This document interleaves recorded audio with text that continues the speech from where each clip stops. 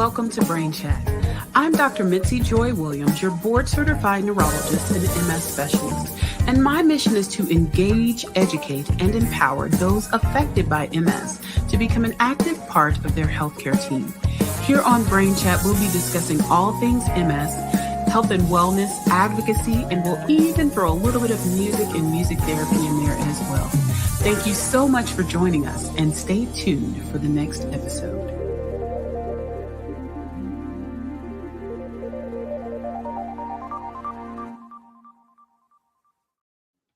Hello, everybody. Happy 2024. And I'm very excited to be back with our fourth season of Brain Chat with the Nerdy Neurologist. And we have got an exciting topic for you tonight. For those of you who have not logged into Brain Chat before, you just type in the chat. Let us know where you are viewing from. I bid you greetings from Atlanta, Georgia.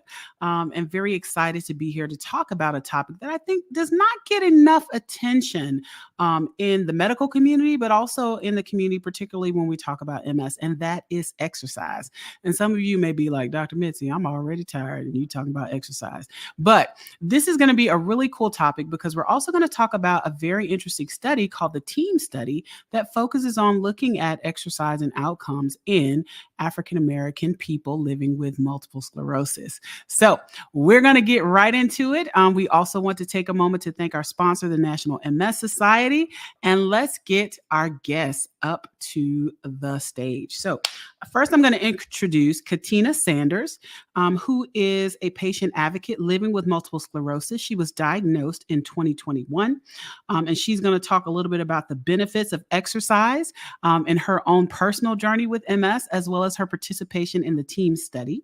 We have Earl Sneed, who is a veteran sports and entertainment journalist. He majored in journalism and mass communications at the University of Oklahoma with a minor in African American studies. He's appeared on multiple media outlets, including NBA TV, Sirius XM NBA radio, etc. And he was diagnosed with MS in 2020. And he's also going to share a little bit about his journey as well as his participation in the study.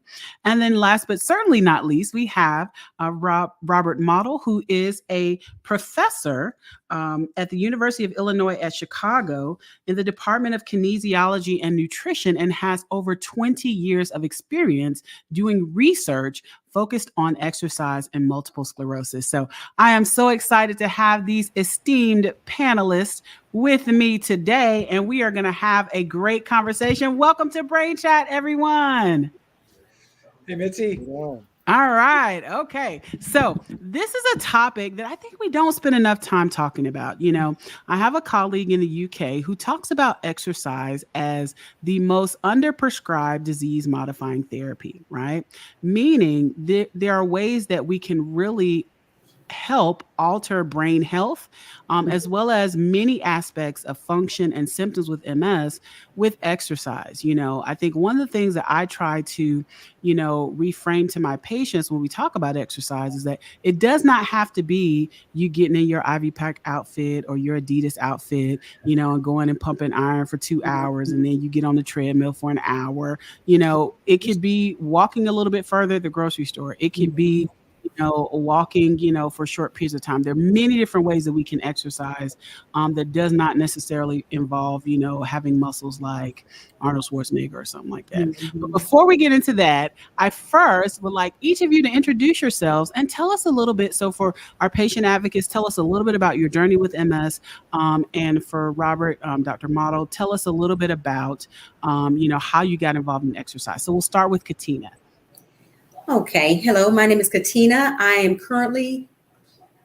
live in Phoenix City, Alabama. I was diagnosed in 2021. I actually started having symptoms early back in 1996, but I did not put the pieces together. One of the things that I noticed when I started going to Atlanta, because I received treatment up there with a neurologist, and they really showed me that I really had it early on. Then I took my medical records and I saw I had a lot of the symptoms. As far as the teens program, I got started of last year. And I'm so thankful for this program because my coach, she's awesome, Victoria. I tell you, I've learned so much. And I know that exercise does benefit in the individuals with MS because I've been benefiting from it. And I noticed as well as I'm going to the Neurologist Center in Atlanta, they know as well because they even asked me, "Are you active?" I said, "Yes, I'm active." So, and I started seeing them early, well, latter part of last year. So I was already in the teens program exercising, and they was, they know the benefits as well as with exercise. So I'm just glad to be a part of the program. And I said, if anything I can do to help somebody, I want to be a part of that. So that's why I want to be a part of this podcast and share my own experience, how I benefited from exercising. I love it. I love it. We're going to get into it, honey. All right, Earl, tell us a little bit about your journey with MS and how you got involved. Yes, Earl Sneed. I'm in Arlington, Texas. I was diagnosed with MS in September of 2020, a week after my 36th birthday. Hmm. But I had been experiencing symptoms for probably 2 to 3 years prior to that. I was starting to take heavier steps on my left side, but I had bad hamstrings from track and field. So I kind of credited to that. I didn't think anything of it until it was starting to get really, really bad. And 2020, we're going through the pandemic. I had just hit. I had just gotten married in March of 2020. So I was dealing with a lot. Hmm. But when I went to get a physical for my 36th birthday, I was like, let me tell the doctor what I'm experiencing. And he kind of referred me to a neurologist, and I got a MRI, CAT scan, and everything came back and said, hey, you have intermediate progressive MS. So I tried a couple of disease modifying therapy medicines. Uh, those things didn't really lead to anything on my MRI in terms of the lesions becoming smaller or less of them. So when I got offered the opportunity to do this study, it was right up my alley. I'm a former athlete, so exercise has always been a big thing for me. So I was looking forward to participating in this study. Awesome, awesome. And a couple of things, about each of your journeys. It's not uncommon for people to be diagnosed after having years of symptoms because the symptoms of MS are so common to other conditions that, it may be diagnosed as something else, or, you may have something that goes away. I'm very much amazed at how many people come and tell me, well, I thought this was normal. And I was like, well, honey, losing your memory at 20 is not normal. Dragging your foot is not normal, but there are many things when we're in our everyday lives and we're trying to do and achieve, if we're in school, that we just kind of blow off, and so that is not an uncommon history that I hear, that people may have had symptoms that have gone and come, or they just kind of ignored them until it's like, I need to talk to somebody about this. And that's what led to diagnosis. So tell us a little bit about your involvement in exercise and how you got interested in exercise science. So yeah, Mitzi, I earned my PhD in kinesiology at the University of Georgia. Mm-hmm. And that was back in 2002. And when I was finishing my degree, I really wanted to make sure the rest of my career was filled with research that was impactful and could change the lives of people with MS. And I'm glad I really had that motivation early on, because it really made me look at what I'd been doing, which was research on high performance athletes and things along those lines, and think maybe there are things that I could do that would be more important and more impactful. And so I spend a lot of time in the library and I read a lot. I'm the nerdy professor, if you're the nerdy. Absolutely. And one day I started finding some papers on multiple sclerosis that were really interesting relative to kind of what I was interested in. I saw this alignment, and I'll be quite honest, we started doing some small research, but then we wrote a grant to the National MS Society to look at the effects of riding a stationary bike on spasticity in people with MS, and they funded it. Wow. And the research was incredible. The people who we worked with were incredible. And that support was instrumental in really pushing my career forward and my interest forward. But it was really about 5-6 years into the research, we were doing another study that was funded by the National MS Society to look at how exercise affect walking performance in people with multiple sclerosis who had some degree of walking impairment. They were using a cane or a rollator. Mm-hmm. And I had a participant come into my office, and she actually came to my office on a scooter, a power scooter. And I said, wow, I don't think you're here for the right study. And she said, no, I can walk. I can walk. Don't worry. And I said, well, I need to see you walk before we can really think about enrolling you. And she could walk a little bit, but it was very, very labored. She had to use a rollator. And I just thought, okay, well, you meet the criteria. I said, why do you want to participate in this study? And she said, well, Rob, in 6 months, my son's getting married, and I'd like to be able to walk well enough to walk with him down the aisle. Okay. And I said to her, wow, you're putting a lot of pressure on me, like you want a lot out of me. And so anyway, to make the story short, she did the 6-month exercise training program that we had at the time. And she's done with the project, and she's good friends with everybody in the lab. And so a month later, after the project's over, she comes back to the lab to talk with all of us. And I said to her, I said, how was the wedding? Were you able to walk down this long aisle? And she said, Rob, not only did I walk down the aisle, I was able to dance with my son that night. Awesome. And I tell you what, everybody in our lab lost it. And I still get the goosebumps and the tingles down the spine, because it was such a powerful thing. And that set my career, my commitment and dedication to doing research with MS in cement. It'll never change. It's what I'm going to do until I retire. And every single day I get the joy of experiencing the benefits of seeing what we do change people's lives. I love it. I love it. And let's take a step, and Rob, let's talk a little bit about the role of exercise in brain health, as well as the role of exercise in MS. As I said, when we were talking before the show, many times, as neurologists and as people who treat MS, we can often focus on our disease modifying therapies. I still am a firm believer that disease modifying therapy can make a huge difference in how people move, but that's not the only thing that people can do to help themselves. And so when we talk about lifestyle modification, I think of it as right? Not an either or, right? Can we add this science that we know works and makes a difference, but let's also add these other things that are, I feel like, equally as important, to how people do in the long term. And we've learned a lot about brain health. We learned a lot about brain volume, helps keep the brain from shrinking. We learned a lot about all these things. So tell us a little bit about what we know about the role of exercise in brain health and MS.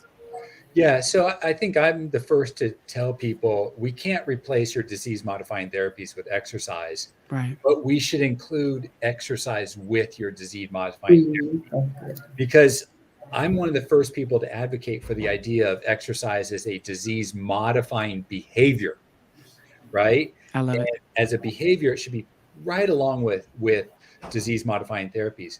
With that said, why do we advocate? So when we think about multiple sclerosis and some of the things we think about relapses, we think about lesions, we think about progression of disability, and we think about brain atrophy. And to start with those things, there are data to show that exercise reduces relapse rates by about 25%, which, as you know, Mitzi, that was comparable to the early disease modifying therapies in MS. Absolutely. We know that people who exercise have smaller and fewer lesions in their brain. We know people who exercise have a stable level of disability, i.e. it's not getting worse, whereas those who don't, their disability will progressively get worse over time. And then we start to think about other ways of studying the effects of exercise in people with MS. So two of the most common functional outcomes are cognition and slowed and reduced walking performance, right? Mm-hmm.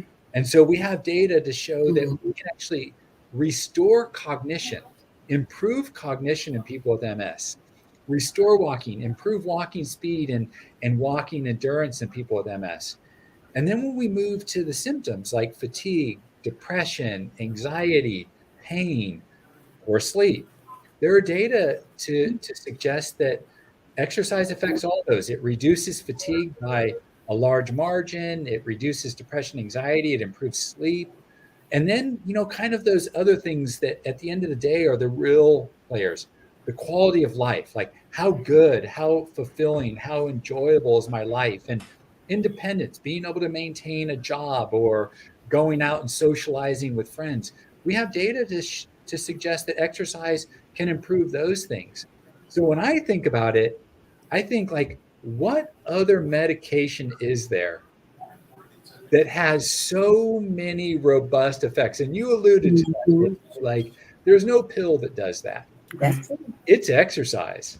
And Mhm. it's such a powerful stimulus for the entire spectrum of life with MS.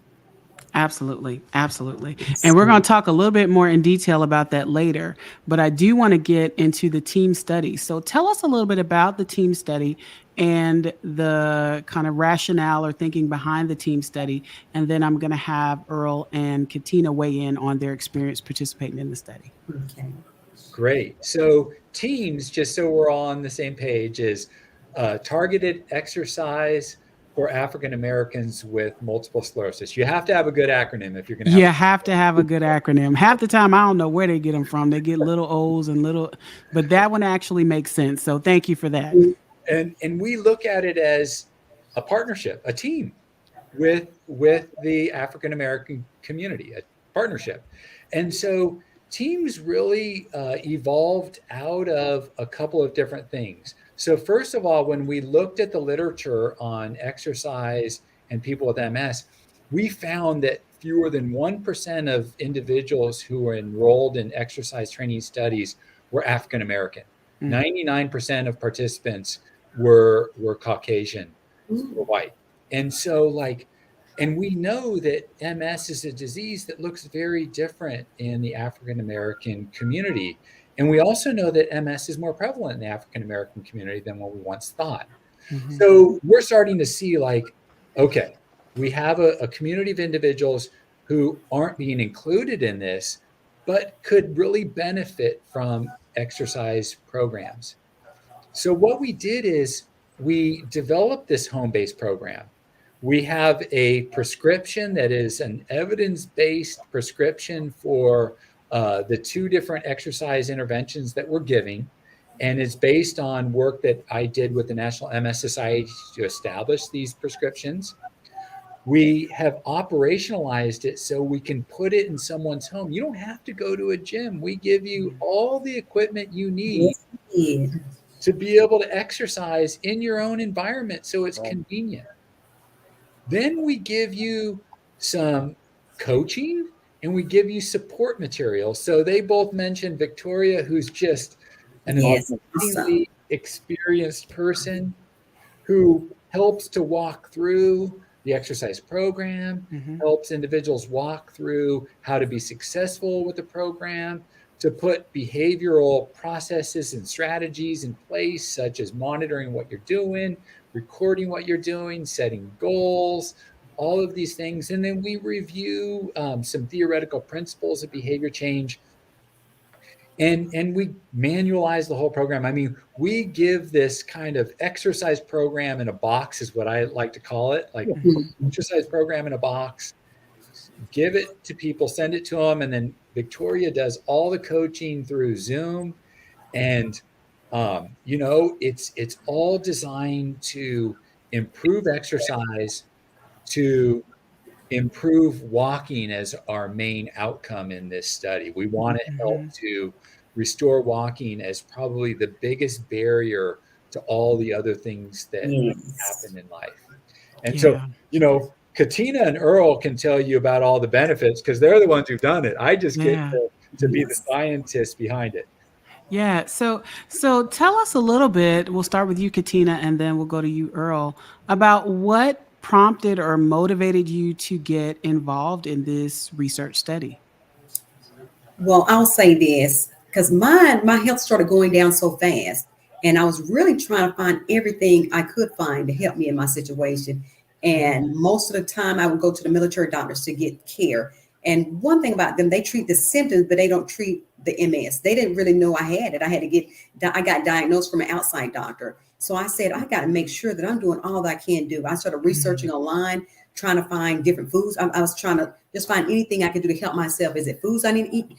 what can I do? And so I received an email one night, and it was in reference to needing research participants. And I was like, man, I definitely got to be a part of that, because I said if I can help somebody else along with myself, then I want to be a part of that. So that's really Mhm. what got me involved and want to be a part of the program. And I have benefited from it. I'm telling you, I have benefited. I've gotten stronger. And with my coach Victoria, when I started out, I was like, my gosh, I could barely. What I started doing later on, the steps had increased so much. And I was like, man, I sort of remember back when I first started, I could barely do in the hundreds. I mean, now I was reaching past thousands as far as with my steps, because I kept at it. And so I began to even started going into physical therapy as well, to kind of make sure I'm doing all that I can do, because I started seeing how Mhm. exercise is benefiting. And so I'm just on board with, I try to encourage others as well that have been diagnosed with MS to get out there and do some movement. Even if you're dancing, start moving your body. Don't just stay stagnant, not doing anything, because it makes it worse. As far as that's what I've experienced myself. If I don't start moving around, I do start noticing that even the next day, if I'm just laying in the bed, because sometimes I just want to lay in the bed, not get up. And the next day, if I take a whole day just laying in bed, I feel it. So it's Mm. a day by day thing for me. I got to make sure I'm getting up, moving around, walking around. I just won't take no for an answer. I just want to keep on doing as much as I can, because in my mindset, I'm just going to keep on moving forward until I get what I'm looking to get. So that's Mhm. my mindset. Yeah. Yeah, I love that determination. And there are a couple things that I hear, you saying. Number one, you were looking for ways to help yourself. Oh, And that's yes. extremely important because I think that sometimes when people are diagnosed, they kind of feel helpless. It's like, oh my God, what in the world? Why did this happen to me? Mhm. And I think that recognizing that there are things that you can do to help yourself, Mhm. number one, is extremely important. And the other thing that I hear you saying, if correct me if I'm wrong, is that, in looking at the research study, you looked at it as a way to help yourself, but also as a way to help other people. Yes. So that if other people could learn Mhm. something, from your participation, then you were on board with that. Yes, ma'am. Absolutely. All right, Earl, tell us what you got. Yes, I was on a Zoom call with the National MS Society, and someone said something that really stuck with me.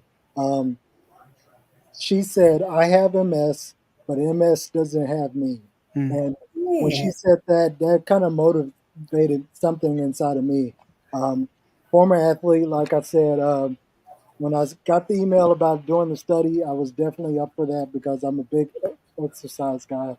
But also, I have a 3-year-old son that's running all over the place, and I want Mm. to be around for him, and I want to be able to chase him when he's running around the house. So that's my why for everything that I do. And I think getting back to what Katina said, Victoria is awesome. I definitely want to shout her out. She got me on a nice exercise plan where I break up my days from doing resistance training on Monday, Wednesday, Friday, and doing aerobics on Tuesday, Thursday. So that's my walks on Okay. Tuesday, Thursday. And when I first started, I was doing 6-minute walks, and I think I'm up to 36-minute walks now. Awesome. So I'm seeing a lot of progress with the program. awesome. Resistance is helping, making me stronger, and that makes my Mhm. walks easier. So I think the program is awesome, and making sure I'm around for my son is the reason why I wanted to do it. Yeah, Awesome. that's amazing. So tell us a little bit about what it was like to participate in the study, right? So oftentimes when we talk about research, some people may be hesitant to be involved, like, oh, be a guinea pig. What are they going to do with my information? Those are often valid concerns because there Mhm. have been instances where people have been mistreated, in the research arena. And so, what was it like, participating in that process? Was it an easy process to get enrolled for whatever data they're collecting? Tell us a little bit about what that involved. I'll start with you, Earl, and then I'll go back to Okay. Katina. It's like Rob said, exercise in a box. Everything comes to you already in the Hmm. box. Anything that you're going to need comes with you, and then you have log books to make sure that you're logging everything. There's a Hmm. website to make sure you're logging everything to get back to your coach. So you really don't have to take care of anything, but actually do the exercise, which uh, personal accountability you should want to do everything, especially once you start seeing the results uh, Yes, improving. in your walking and your strength. I think everything's taken care of already, so you just have to go do the work yourself. Absolutely. What about you, Katina? What about the research participation experience? How's it been? Well, it's been great. As I said before, I've been learning so much. I would have never thought that exercise, and you hear these things that a body in motion stays in motion, and all these things.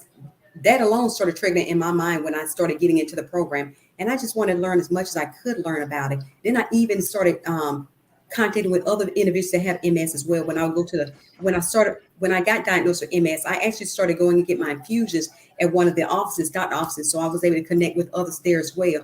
And some of the conversations that I started hearing is that they're working out and how they started seeing an improvement. And so I'm like, man, so this works. That helped to motivate me as well. So I even tell the other ones that I would meet just out and about and say, hey, are you working out? And even the ones that, they may not can't do as much as I can do, but I encourage them to say, hey, it's going to get you better. Just don't get into the mode of not doing anything. But I just was on board when I started hearing others that were started working out how to help them. And so that helped me to get involved as well, just more involved. And I'm just going to keep on moving forward. And I'm probably going to even get a little bit more into it because I started kind of, what's the word I want to say? Not necessarily kind of slumping back a little bit because when the holidays rolled around, Right. started eating bad habits and stuff. I'm like, man, Holidays are hard. yes. And I know I had already gotten done with the teens program. And so I'm like, well, I can eat this and eat that. And I'm telling you, I realized as well, even with what I started eating, can't do that anymore. Because I had started Mhm. eating good, but then when the holidays rolled around, I started eating more cakes and sweets. And I mean, that really, I could feel a difference in my body with working out and also eating bad. So can't do that. Mm-hmm. Yeah. What about you, Earl? Um, I was already a pretty healthy eater, Mm-hmm. but like Katina said, holidays came around, and it's hard to get back on track Yes. when that Yeah. happens. So making sure instead of eating all of the cakes and sweets, you're substituting that with fruits, um, and also learning things that you can do naturally to add to your diet. So Mm-hmm. not doing white potatoes, doing sweet potatoes, not Mm-hmm. doing white rice, doing brown rice, things like Mm-hmm. that. Mm-hmm. Incorporating that in addition to the exercise. I think that has Yeah. been very beneficial to the quality of life. Definitely. Yeah. And so what I hear, is that, the exercise also motivated you to get that diet together a little Right. bit because who wants to be doing all that working out and, Right.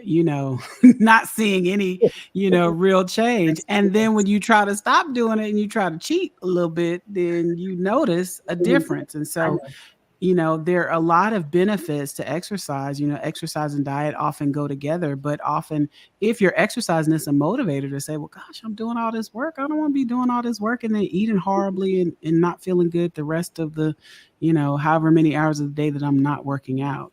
Right. So, what have you done? So, both of you have completed the study. Is that correct? Yeah, I've I completed. at this point I have 2 more weeks. Okay, so you got 2 more weeks. Right. Okay. I'm almost done. Almost done. We So tell still me a little see bit about it. your plans to continue to exercise, or how do you plan to keep it going, or how are you keeping it going Oh, for you, Katina? Well, I'm actually in physical therapy. So like I said, I want to do everything I can do to make sure I'm moving forward. So I'm working with the physical therapy. I still got my team's equipment here. And so I even have a bike downstairs and I got all kind of equipment. So I'm just involved with doing everything I can do to make myself just keep moving forward, working out. Because my thing is, if I see the research and it shows that it's helping someone, that's all I need. And because I can motivate myself, but I just know that if it works for one, then I'm on board for working with me. So I just got involved with being in physical therapy and also still doing the things here at the house for myself. Hmm. I love it. And what about you, Earl? Have you made kind of plans for how you're going to oh yeah. continue with your schedule or alter it once you complete the study? No, this is a lifestyle now. This is Hmm. what I do. Uh, so I have what I do on Mondays. I have what I do on Tuesdays, Wednesdays, Thursdays, Fridays, and then Saturdays. So Hmm. Saturday is like a half day for me. I'll do half of my workout, but Monday through Friday, this is what I'm going to do going forward.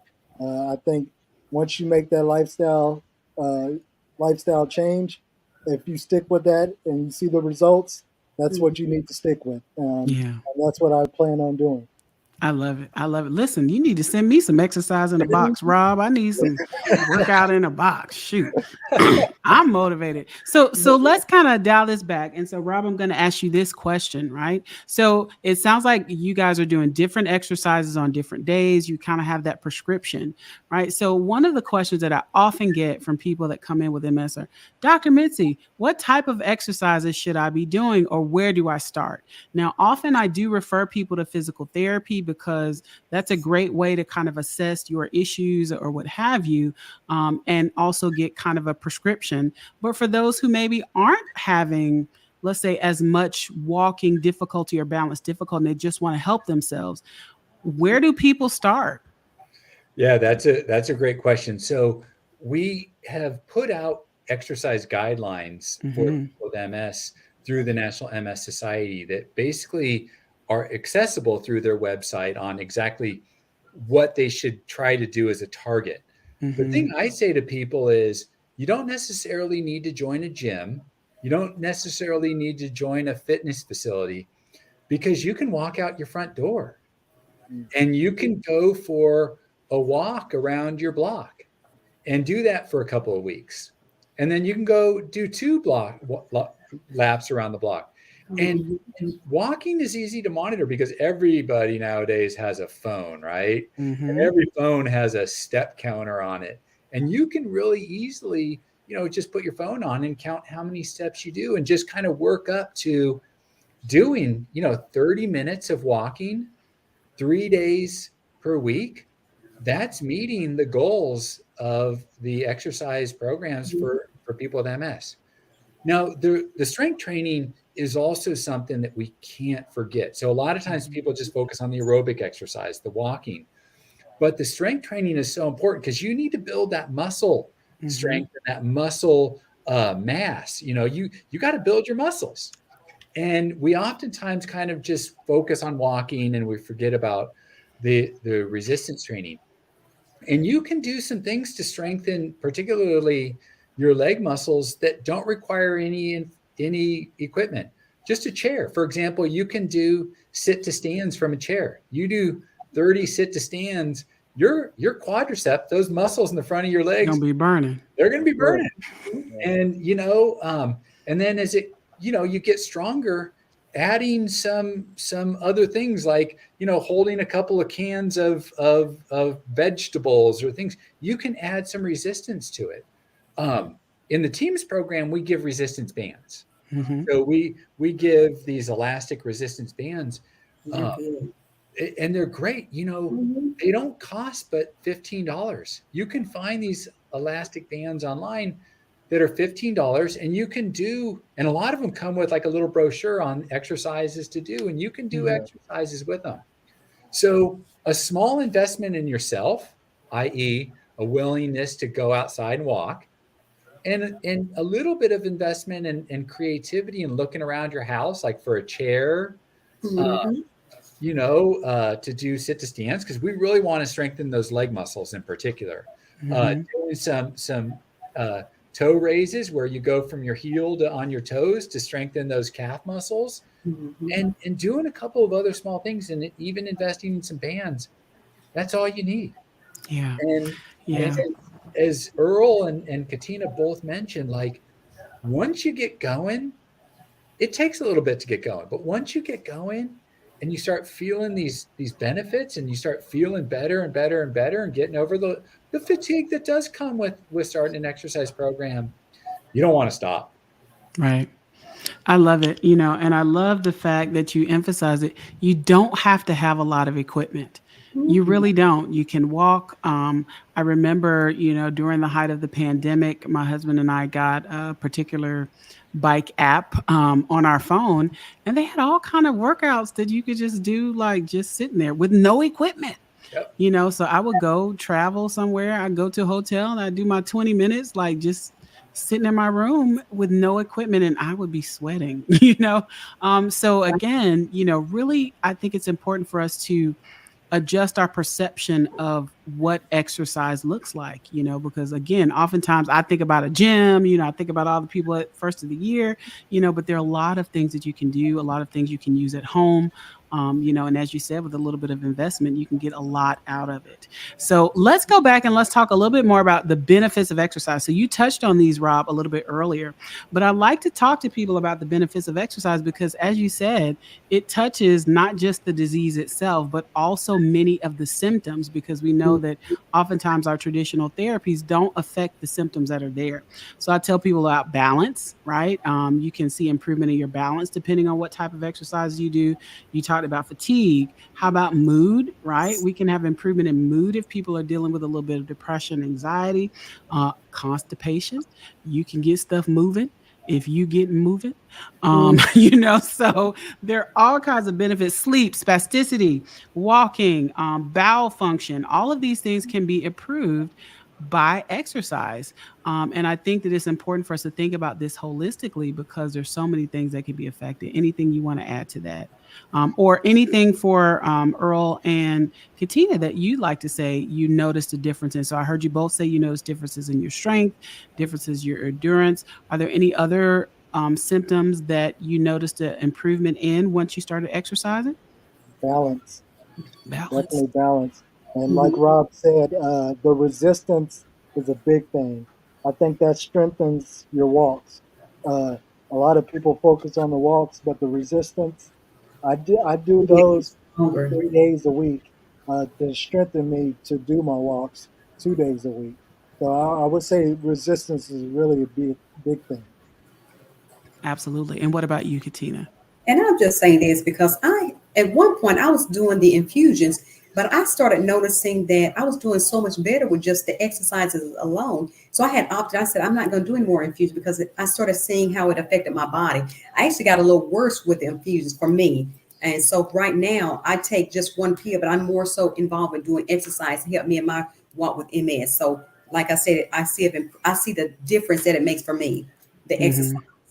Absolutely. And Absolutely. And any treatment decisions are always, a conversation with, each individual and their healthcare provider, right? So it's always about finding what is the right plan for you, what is the right way to move forward. I often encourage people, to recognize that exercise is a huge part Oh, with MS, in combination with disease modifying therapy. However, in some cases, if that's not the route that we go, we still want to make sure that we're doing everything we can to optimize, each individual's function. And so so I think one other question I want to ask, and I'll start with Rob, is are there any particular exercises that we know of that are, maybe more beneficial for people with MS? So I'm a big advocate of yoga. I counsel all my patients to do yoga, right? Whether it is 5-minute yoga for stressed out mommies like me, or I'm worn out today, yoga. I need to relax, yoga, whatever kind of yoga. The things that I like about yoga is that yoga helps with the spasticity, of course. Depending on what type you do, you can get your heart rate up. But I also like the aspect that it does help with kind of the meditative part, right? Helping you to kind of calm your mind and to know okay. what your muscles feel like relaxed. And so that often helps people throughout their day, just knowing how to because you can't stand on one foot if your mind is not focused, right? So right. it often Mhm. can also help with that focus. Are there any other particular types of exercise that we've seen that are beneficial? You talked about resistance training. Anything else? So I'm going to sound like a broken record, but walking. I mean, Mhm. walking is fundamental to everything we do. And the way you maintain walking is by engaging in walking as a major form of exercise. I think Mhm. the other thing is, again, being a broken record is the resistance training. It doesn't have to be uh, on crazy machines at a gymnasium. It can be simple things that you can find online, that you can find through the National MS Society, that you can do in your home. And the reason why I focus on walking and strength training is because walking and muscle strength are fundamental to all the things that we kind of forget about in life, but that are so important to us. So, like Earl mentioned he's got a 3-year-old boy. And, I hear people all the time say to me, the reason I want to exercise and be more fit and strong is because I want to be able to go to the park with my kids and play with my kids at the park. Or I had a research participant who said, I just want to be able to go outside when the kids are shooting hoops and shoot a couple hoops with them. Right. Mm-hmm. And those are the things that are really important in life. They're meaningful in life. And those simple exercises help us to get there. I will say one thing we've heard from a couple people in the team study who have said to us, one of the things that happened to me is I started walking more and doing more of the strength training. I noticed that I had the energy to get back outside and work in my garden. Mm. And I haven't been in my garden in 5 years. And they were just so like beaming ear to ear with this happiness of being able to do an activity that they loved, but they kind of lost the capacity to do. So walking and strength training are great. Yoga is wonderful, and you can find videos online to do yoga, right? Absolutely. You don't have to go to a studio, but you can if you want, right? Um, and I'm a huge fan of anything that will get people active and moving. I'm for it. Yeah. I'm I 100% love it. for it. I love it. So, our time is coming to a close. That went by really fast, guys. But tell us how people can get involved in the team study. Yeah. So if you look up the team study online, it's TEAAMS. It should take you straight to a website. Um, the actual recruitment for the study occurs through the University of Alabama at Birmingham. And so you could go there and look for it, or you could email us at I believe, or just email me if that's okay. You can email me at robmotl@uic.edu, and I'll pass you along to our coach, and I'll answer any questions you have as well. So that's robmotl@uic.edu. And Awesome. the project coordinator who does all the recruitment is just right next door to me. Awesome, awesome, awesome. So we are still recruiting for the study, so people can get involved if they'd like to get involved. And also, where can people find those recommendations about exercise that you said were done through the MS Society? Yeah, so if you go to Google, not an advertisement for Google, but Google is the place, right? And you just type in physical activity guidelines and multiple sclerosis, they'll pop up. They might Okay. appear as at first the Canadian physical activity guidelines for MS, because that's where they originally developed from a group of us who were working together up in Canada. But they're really for people in the United States and worldwide as well. And that will take you to the National MS Society and their guidelines as well.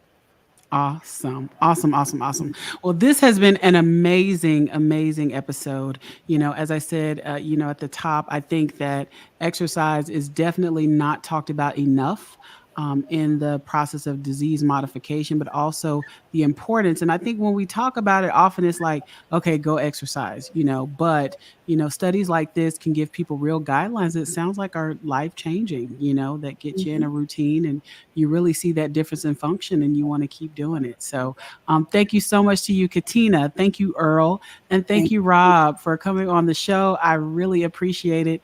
And for our Brain Chat audience, thank you all so much for tuning in. We'll see you again in 2 weeks. Awesome.